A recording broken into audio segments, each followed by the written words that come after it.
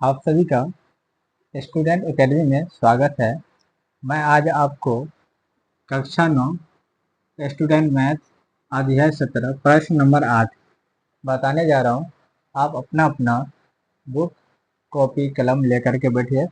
चलिए देखिए क्या कर रहा है। 8 नंबर सवाल कर रहा है, यदि किसी लंबवृत्तीय शंकु की ऊंचाई अपरिवर्तित रखते हुए उसके आधार की त्रिज्या आधी कर दी जाए। देखिए कोई शंकु है, क्या कोई शंकु है, देखिए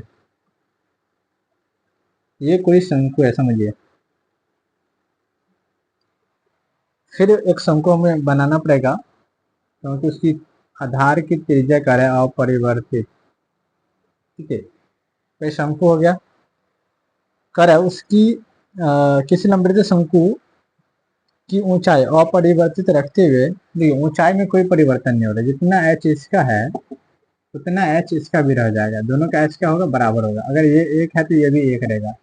अगर हम मान लें कि ये एच एक है, ठीक है, शंकु एक मानिए और इसको शंकु दो मान लो, तो यहाँ एक बार देख लीजिए, यहाँ पे ये h बराबर h, दोनों का h का बराबर है।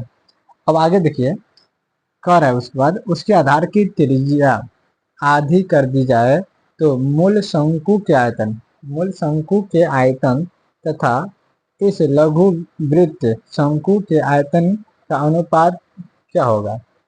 देखिए यहाँ पे क्या हो जाएगा। सबसे पहले हम इसको मान लेते हैं, माना कि शंकु शंकु एक की त्रिज्या, देखिए आप जब शंकु एक की त्रिज्या मानिएगा उसके बाद में शंकु दो का आधा कीजिएगा, तो शंकु एक की त्रिज्या मान लीजिए 2, इसीलिए हो जाएगा शंकु दो की त्रिज्या त्रिज्या इसके स्मॉल आर मान लीजिए, इसको कैपिटल मान लीजिए। ठीक है, इसको कैपिटल, त्रिज्या बराबर क्या होगा, एक। देखिए ये निकल के आया हमारे पास एक और ये निकल के आया हमारे पास 2। अब देखिए कर हमको मूल शंकु के आयतन तथा इस लघुकृत शंकु के आयतन का अनुपात कौन सा होगा।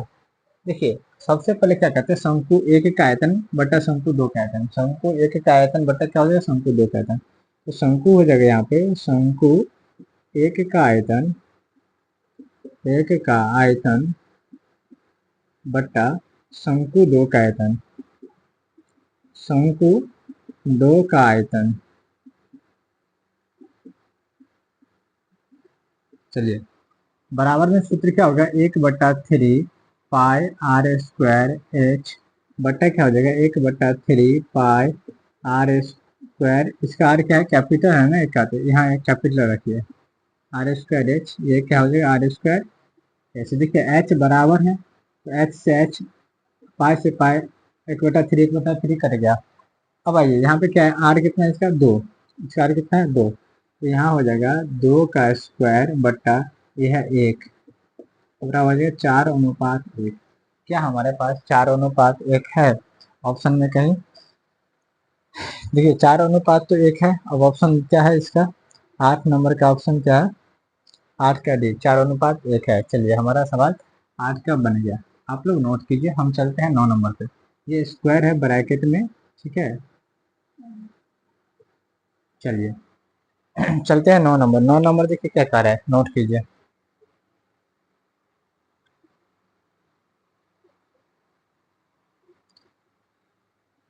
देखिए 9 नंबर हमारा जो सवाल कह रहा है वो देखिए, आप लोग स्टूडेंट का गणित लेकर के बैठिए।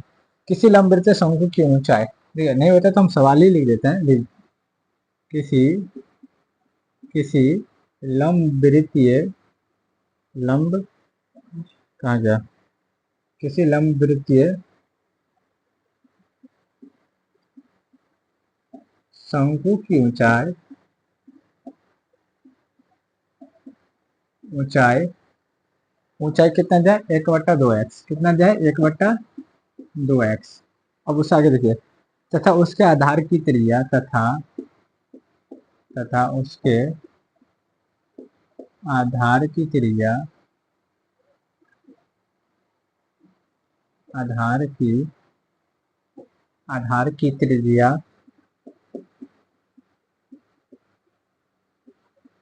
ठीक है, त्रिज्या कितना दिया है? त्रिज्या हमको दिया है 4/5x, 4/5, 4/5x। तो कह रहा हमको उसका आयतन निम्नलिखित में से क्या होगा? उसका आयतन